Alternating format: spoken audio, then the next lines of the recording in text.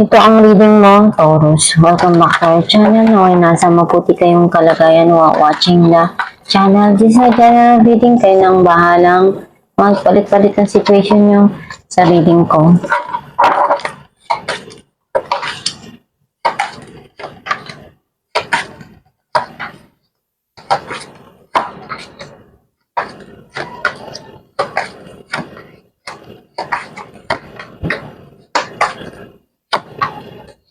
At the bottom of the deck, Ace of Pentacles. Ang nasisense ko na energy mo, nakikita ko na meron ditong sinisimulan ka na pwedeng bagong business or iniisip mo na makapag-ipon, makapagpundar para masecure yung financial mo na gusto mong balang araw, wala ka nang iisipin pagdating sa mga gagastusin mo. Kaya gusto mo muna maging stable kung ano yung papasok na income sa buhay mo.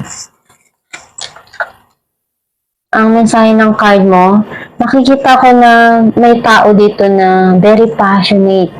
Pwedeng someone to sa buhay mo na talagang gagawin niya yung lahat ng paraan to connect with you. Or pwedeng ikaw to na lahat ng kaya mong magawa para makuha yung gusto mo, gawin mo talaga. Lahat ng magagawa mo na kaya mo, papasukin mo para lang makuha kung ano yung gusto mo.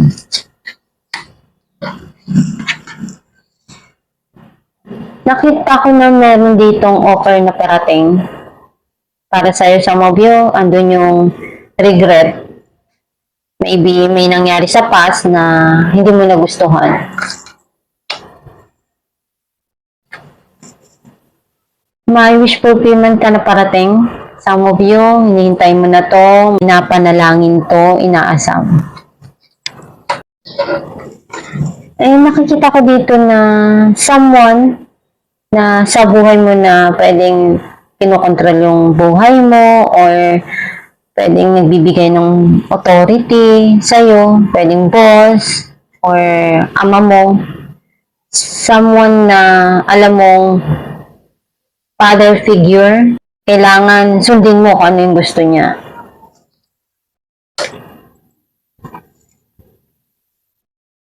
May tao na nagmamahal sa'yo, gusto niyang ipakita yon, yung totoong nararamdaman niya. Some of you, pwedeng ikaw to na kung ano yung pagmamahal na kaya mong ibigay, yun yung binibigay mo, pinupunuan mo. Pwedeng sa sarili mo or sa mga taong nagmamahal sa iyo.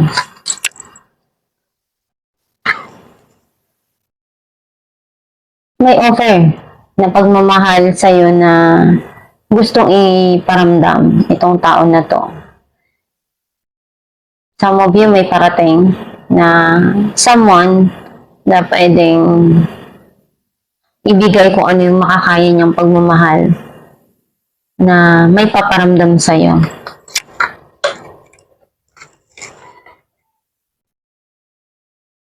Nagiging okay na yung mga nangyari sa buhay mo sa nakaraan and unti-unti ka nang nagiging masaya.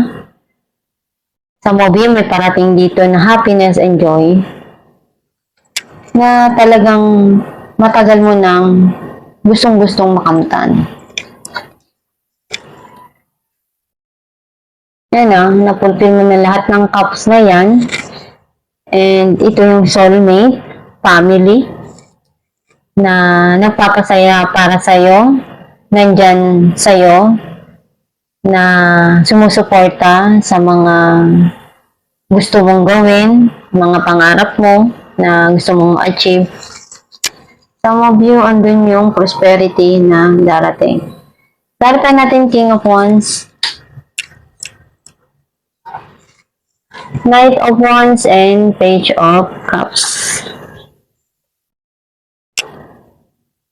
Andun yung unti-unti nang nararamdaman nitong tao yung pagmamahal sa'yo. Kung dati mapaglaro siya, ngayon nagiging loyal na siya. And gagawin niya yung makakaya niya para ipakita yung kanyang affection and yung feelings niya. Harapin natin ang 9 of Cups, 7 of Swords, and the World. You're trying to reach to manifest yung changes sa buhay mo. Kasi hinahanap mo yung mga gusto mong mabago at gagawin mo lahat para makuha mo kung ano yung gusto mo. Kasi ganun ka, hindi ka basta-basta susuko.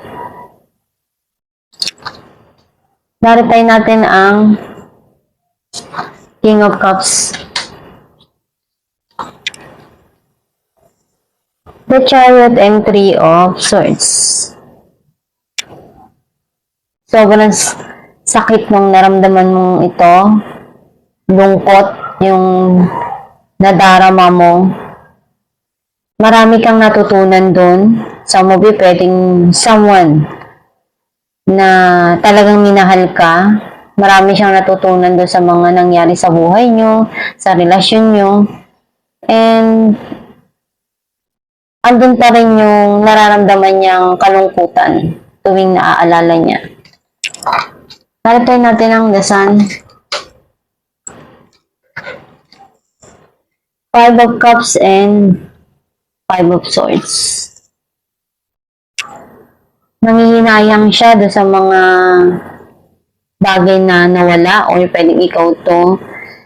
And gusto mo na lang na isipin ko ano yung dapat na meron ngayon kasi iyon pa yung kaya mong baguhin. Unti-unti naman naghihil lahat at nagiging masaya ka na kung ano yung dumarating.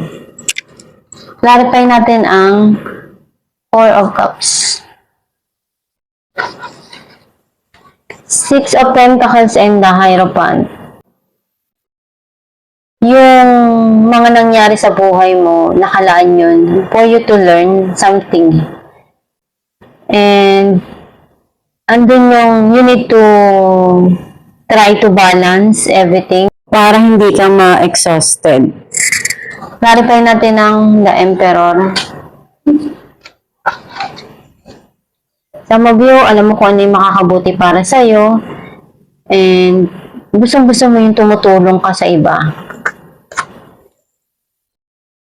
Temperance and 6 of Wands. Nakita ko dito na andun yung kailangan mo lang talaga ng mahabang pasensya kung may mga gusto kang makamit sa buhay para makuha mo yung tagumpay na para sa'yo. Clarify natin ang Knight of Cups, 9 of Cups, and Knight of Swords. May pagarating dito na gustong-gusto mo. Some of you, pwedeng someone sa buhay mo na matagal na niyang hiling to communicate and magkaroon ng linaw yung meron sa inyo. Clarify natin ang 10 of Cups, the Tower, and the Empress.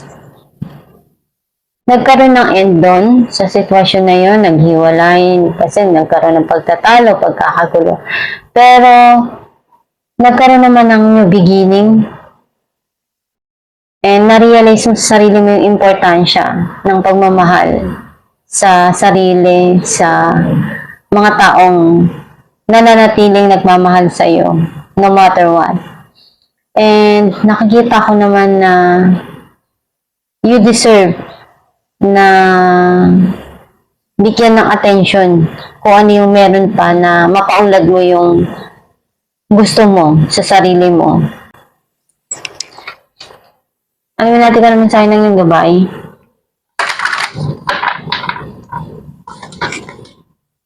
Wedding. Marriage is the union of two souls joined in love, mutual respect, and commitment. It signifies a desire to deepen love over time. Your wedding day is a testament to your well-founded faith in love's power. Continually Breathe life into that faith and love. Dearest one, ang mensahe ng yung gabay na yung pagmamahalan ng dalawang tao, kinukumbain siya ng marriage, kumbaga. Yun yung katunayan na magsasama kayo habang buhay. Though some is hindi naman talaga nangyayari yun dahil hindi nagkakasundo or may mga bagay kasi o sitwasyon na hindi natin kontrolado. Basta may natutunan ka doon sa mga nangyari na yun, and kunin mo lang kung ano yung lesson na alam mong mahalaga para sa'yo. At i-apply mo ulit kung may mangyari man sa buhay mo na alam mong kailangan uli yun na i-apply. And i-respect lang natin kung ano yung mga bagay na binibigay sa atin ng Diyos Ama, ng gabay natin ng universe, kasi may nakalaan para sa atin. Minsan malungkot tayo, minsan masaya. We need to learn something there. Kaya nangyayari yun. Hindi palagi na ang buhay ay masaya. Kailangan kasi yan balanse. Kailangan mong matutunan na ibalanse kung ano yung meron ka sa buhay mo. Basta magdasal ka lang palagi at gawin mo yung makakaya mo doon sa mga dumarating sa buhay mo. At itong yung reading Taurus, kung nakaresonate ka, kindly comment down below. Thank you for watching.